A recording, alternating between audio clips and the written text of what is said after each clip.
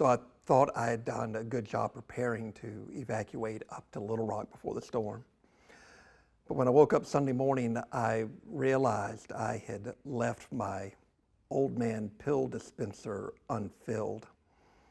I don't know about you, but it was a humbling moment for me when I realized that I just could not remember if I had taken my medicine every day without one of those little click-top pill dispenser boxes. And so I had to go by and pick one up from the store.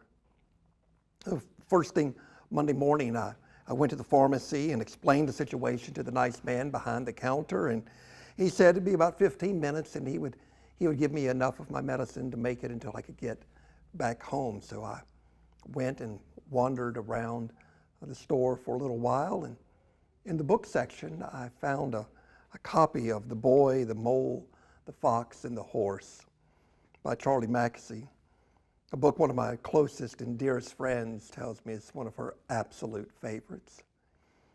Open it to a random page and I found these words. Isn't it odd? We can only see our outsides, but nearly everything happens on the inside. And right there in the book section of a pharmacy in Little Rock, Arkansas, I began thinking about all that I had seen outside in the world the last few days and realized that I was largely oblivious to what was happening on the inside. And that got me wondering, what's going on inside of you today? If you're anything like me, there are countless things going on outside in the world that are stirring things up inside of you. There's the storm surge of feelings when I see the chaos and destruction Hurricane Ida left behind.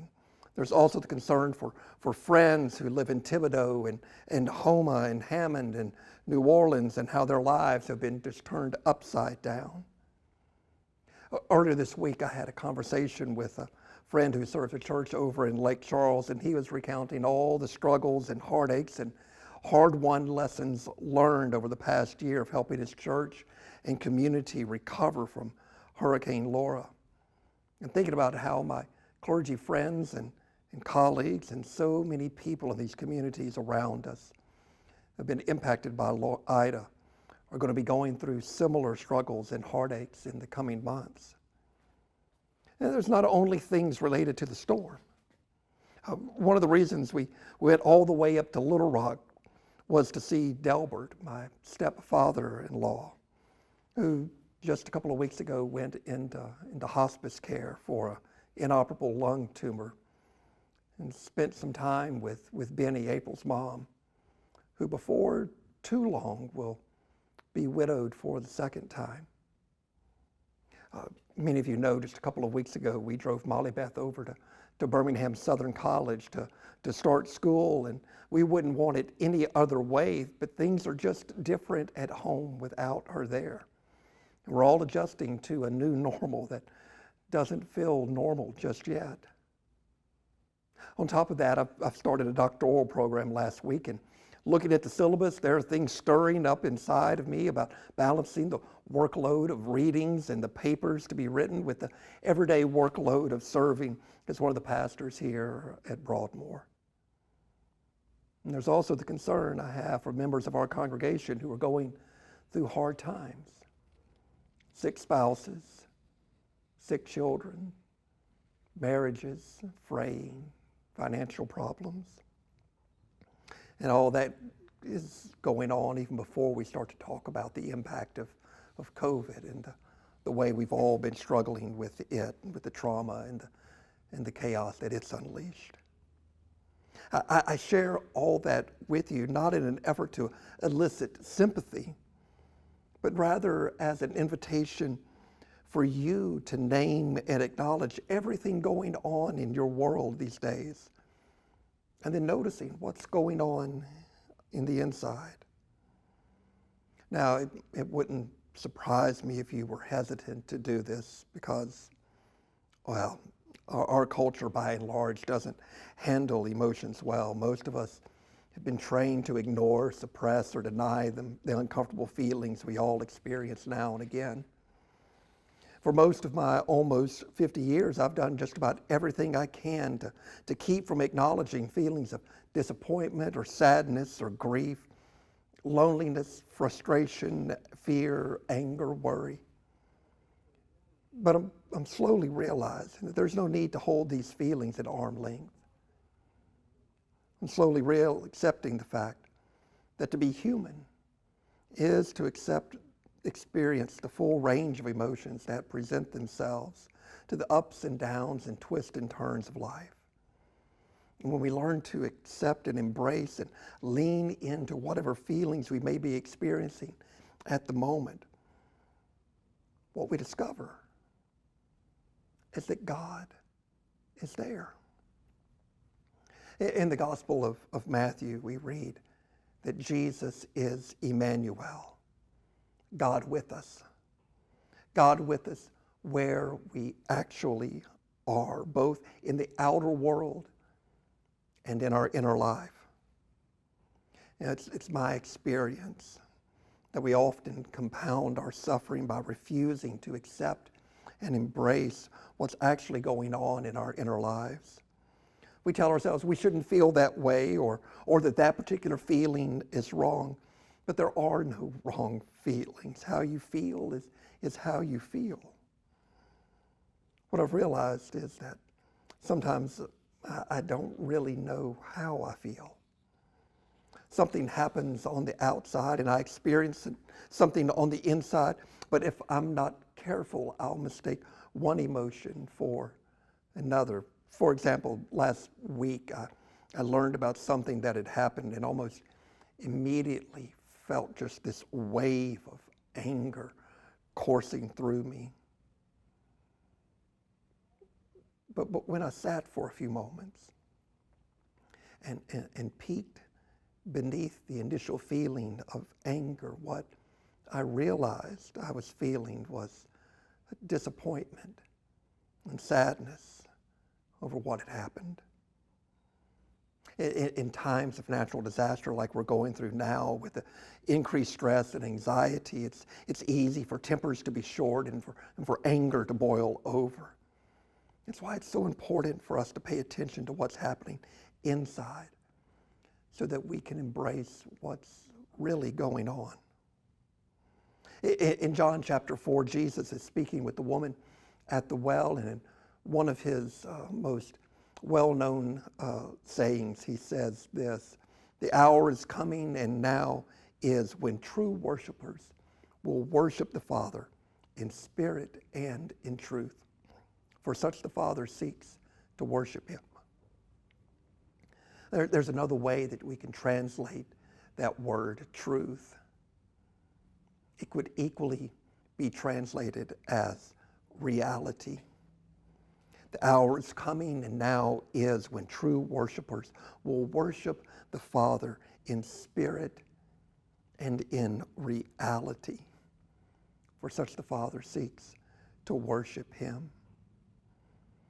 God meets us in the reality of our lives. What's going on outside in the world, what's going on inside of each and every one of us. One way to understand the whole story of the Bible is one story after another of God meeting people where they are in the messy reality of their lives, meeting them where they actually are.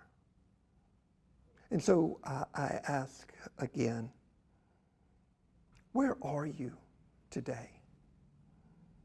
What's going on inside? What's happening in your inner life? Whatever it is, it's okay.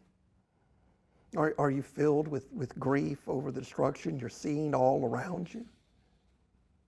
You know what you could do is you could let your tears flow and offer your grief to the God who collects every tear as in a bottle.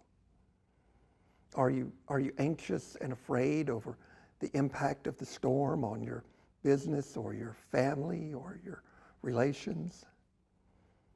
You can offer that unsettledness to the Prince of Peace and receive the gift of God's shalom. Are you angry? offer that anger to God just like Job did, and ask for the Spirit to help you peek beneath your anger so that you can identify the hurt or the need that it's springing up from. When we offer ourselves to God as we are, what we discover is that we are always embraced and accepted just as we are.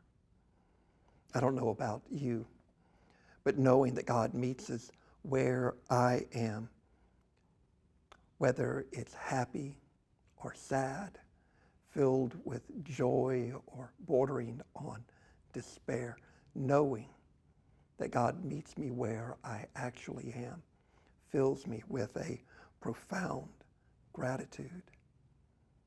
And that gratitude gives me hope.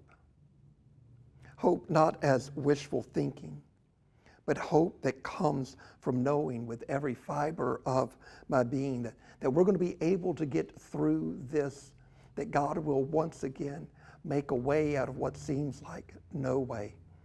And God will restore us and help us to recover and to rebuild. And all along the way, we will experience incredible moments of gratitude for the God who meets us where we are. Speaking of God meeting us where we are, I want to close with just two real quick stories from this week, ways that you helped people experience the presence of God in the midst of chaotic times.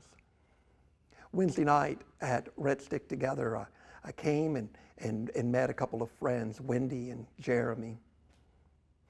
Jeremy, he rode out the storm in his home.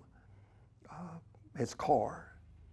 You see, he doesn't have a place to live, and he just finds an empty parking lot and holds up there for the night. He said when the transformer blew in the parking lot where his car was parked, the sky turned electric blue for just a moment, and then it was total dark. Country dark was how he said it. And the wind just howled and howled and howled and threw debris against his car, banging and pelting, and all night long, the wind blowing so hard, he said, it peeled the insignia off his hood. A friend of his had told him about Red Stick Together, told him it'd be a place where he could come and get out of the heat for a little while, get a cold glass of water and a hot meal, and find some people to listen to him and to hear his story. We sat right here where I'm standing now. We sat here and we listened to him tell his story of the storm, and then we held hands and we prayed together that God would order his steps and open a door for him to be able to find a home, a permanent home. That was Jeremy's story. The other story was Wendy. Wendy told me that she was just absolutely bawling, crying when the police officer pulled her over Tuesday night. You see, she was looking for a veterinarian for her beloved cat, Tara. Tara, she said, it's not my pet, it's my very best friend. I found her when I was in a low place in life, and she just helped pick me up. She means everything to me. Tara had gotten overheated living in Wendy's little apartment. She was suffering from heat exhaustion, and Wendy was afraid that she was just about to die. When she saw the blue lights flashing behind her and pulled over, she was just beside herself with grief and worry. She told the officer what she was hoping to do to find a veterinarian, and he directed her where to go to find an open vet. And the kitty cat's okay. And Wendy was so grateful to be able to come and to share a meal and to get out of the heat and recharge her phone and be able to have people who would sit and listen and share God's love with them. There were tears and there were laughter, and there was a full range of human emotion around the table Wednesday night. And God was right there in the midst of it. We're in a time in our community where people need to see the light of God's love shine bright. And one of the very best ways that you can do that is to check on your family, to check on your friends and neighbors, to call them up, to go by and visit and ask them how they are and really listen to their story and help them to know that they are accepted, whether they're feeling great or whether they're sad, whether they're angry or upset. Accept them in their full range of emotions, just as God has accepted you. And what we'll discover as we meet each other where we are and as we roll up our sleeves and help our neighbors and community put our town back together is that the light of God's love will shine bright here in Baton Rouge. Just like it has every time there's been something terrible happen. God is with us and God will lead us into the future. And for that, we can be filled to overflowing with hope and gratitude in the God who meets us where we are. Okay. Great. All right.